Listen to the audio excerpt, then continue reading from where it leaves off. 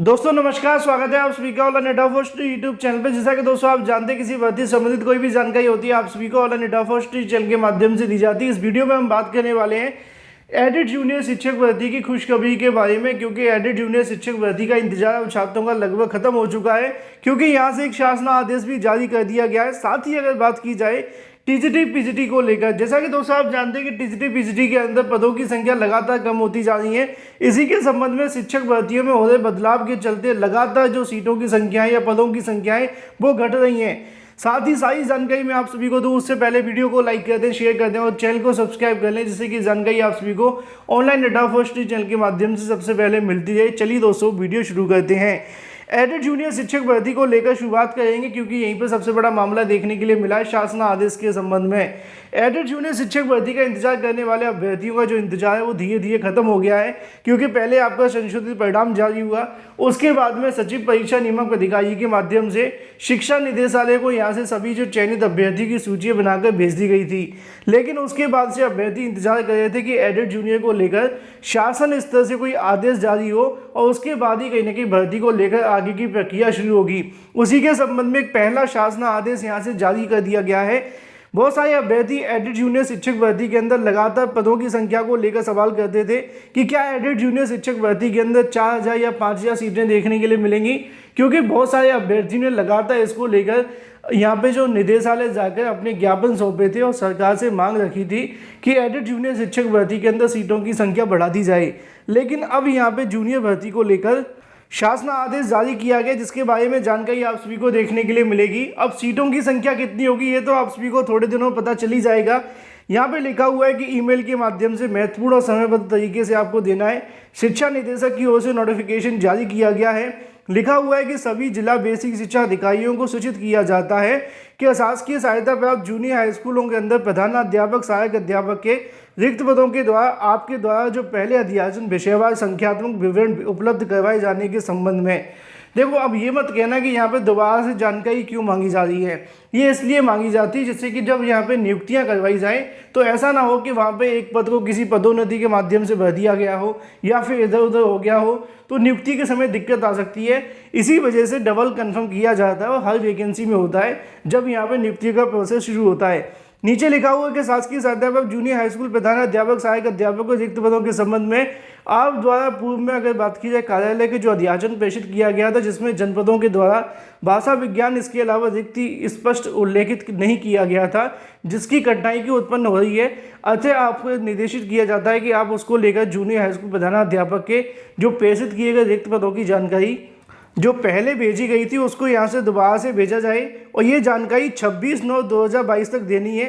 उन्होंने कहा है कि जो पहले आपने जानकारी दी थी मंडलवार, जनपदवार, प्रधानाध्यापक, सहायक अध्यापक, अब वो जानकारी यहाँ पे इस तरीके से दी जाए कि ये तो होगा ही होगा, लेकिन इसके अंदर हिंदी के कितने, अंग्रेजी के कितने, संस्कृत के कितने, गणित के कितने और सामाजिक विषय के कितने हैं, इन तमाम पदों के आधार पर जानकारी देते हुए टोटल जो योग है भेजना होगा।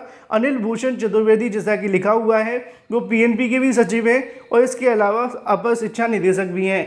तो ऐसे में यहाँ पे उनकी ओर से नोटिफिकेशन जारी करके एडेड जूनियर शिक्षक भर्ती को लेकर रिक्त पदों की जानकारी अब मांग ली गई है। अब देखना ये होगा कि रिक्त पदों की जानकारी कितनी निकलती है, क्योंकि 5000 पदों को लेकर मैंने पहले भी कहा था कि जब तक शासन स्तर पर इसको लेकर विचार नहीं होगा, सरकार की तरफ से आदेश जारी नहीं होगा, तब तक रिक्त पद जोड़े जाएंगे कि नहीं ये इतना आसान नहीं है। लेकिन अब एडेड जूनियर भर्ती को लेकर पहली खुशखबरी है कि आपकी जो प्रक्रिया है वो आगे बढ़ गई है, रिक्त पदों की जानकारी लेनी शुरू कर दी गई है और उसके बाद में आपकी जो मेरिट लिस्ट काउंसलिंग वगैरह देखने के लिए मिलेगी। चलिए बात कर लेते हैं अपनी अगली अपडेट के बारे में, जो कि संबंधित है टीजीटी और पीजीटी भर्ती को लेकर। टीजीटी पीजीटी भर्तियों के अंदर पदों की संख्या पहले से ही कम रहती है, क्योंकि यहाँ पे आप जानते हैं कि पिछली बार जब भर्ती का विज्ञापन जारी हुआ था 15,000 कुछ पदों पे देखने के लिए मिला था। इस बार जब भर्ती का विज्ञापन जारी हुआ तो बस 4163 पद देखने के लिए मिले। सरकार के पास पदों की संख्या तो खाली थी, लेकिन किस प्रकार पद कम हो रहे हैं उसके बारे में जानकारी है, क्योंकि हाल ही में अगर बात की जाए 22,000 तदर्थ शिक्षकों की सीटें भी देखने के लिए मिला करती थी।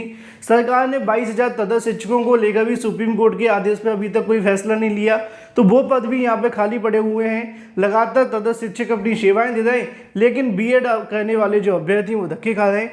इसी बीच अगर बात की जाए टीजीटी पीजीटी को लेकर, होने वाली शिक्षक भर्ती के अंदर कुछ बदलाव कर दिए गए हैं। अब इन बदलाव के चलते क्या हो रहा है कि लगातार जो पद हैं वो घटते जा रहे हैं, और इसका नुकसान किसको देखने के लिए मिलेगा? बीएड करने वाले छात्रों के लिए, क्योंकि वो चाहते हैं कि टीजीटी पीजीटी भर्ती के विज्ञापन जारी हो, और लगातार अगर इस प्रकार के बदलाव होते रहे तो धीरे धीरे पदों की संख्या और ज़्यादा कम हो जाएगी। वो दिन दूर नहीं जब 1000 पदों पर भर्ती का विज्ञापन जारी करेंगे।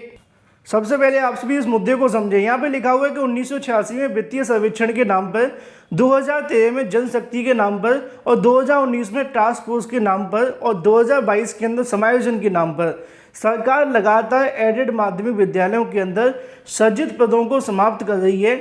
लेकिन जिन विद्यालयों में छात्र संख्या बहुत बढ़ गई है वहाँ पे पद का सृजन नहीं किया जा रहा है।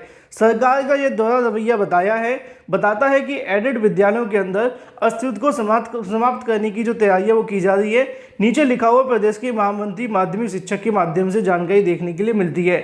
मामला क्या है? मामला ये है, मैंने इसको लेकर 2 दिन पहले एक वीडियो बनाया था, उसमें आपको बताया था कि अगर आप एडेड स्कूलों के अंदर मतलब कि टीजीटी पीजीटी विद्यालयों के अंदर शिक्षक बनना चाहते हैं तो यहाँ पे एक बड़ी चीज़ देखने के लिए मिलेगी कि प्रदेश के 4512 सहायता प्राप्त माध्यमिक शिक्षकों के समायोजन का आदेश जारी हो जाने के बाद से इसके अनुपालन को लेकर सवाल खड़े होने लगे हैं।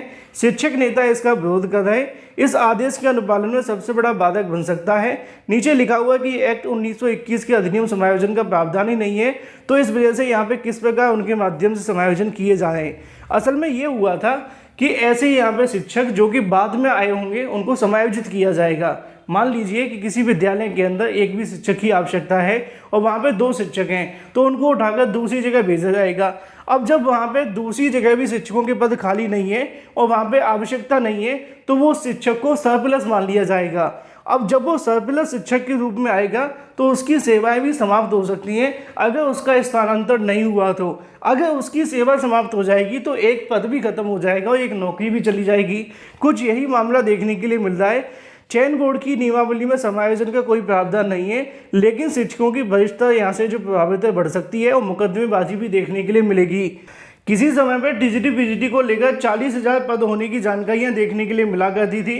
बाद में यहां पे चयन बोर्ड के माध्यम से टास्क फोर्स का गठन कर दिया गया और पदों की संख्या सीधे 15,000 पे आ गई। अब धीरे धीरे करके 4,000 पद रह गए।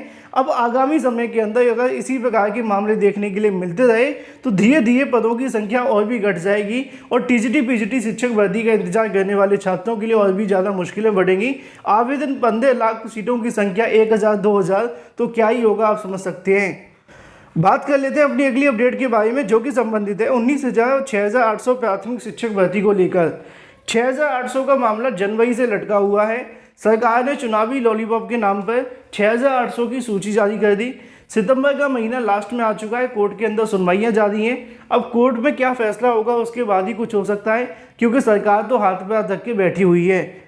मामला कोर्ट में क्यों गया आप भी जानते हैं। सरकार ने 6,800 का घोटाला माना, लेकिन यहाँ पे अभ्यर्थियों ने कहा कि नहीं, हमारी तो 18,900 या फिर 800 के आसपास सीटों का घोटाला हुआ है, या तो आप हमें 18,800 सीटें दीजिए या फिर कोर्ट में आइए। अब जब कोर्ट में मामला जाता है तो लंबे समय के लिए लटक जाता है।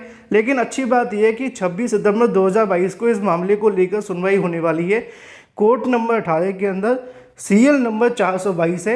ये 422 लिखा हुआ है लेकिन 422 केस नहीं लगे हुए हैं, आपको याद बता दूं, क्योंकि यहाँ पे केसों की संख्या कम है, बस सीएल नंबर बता दिया गया इतना। तो हो सकता है कि इसकी जो सुनवाई आपको देखने के लिए मिलेगी 26 तारीख को लंच के बाद होगी, और उसके बाद क्या आदेश दिया जाता है ये भी महत्वपूर्ण होगा।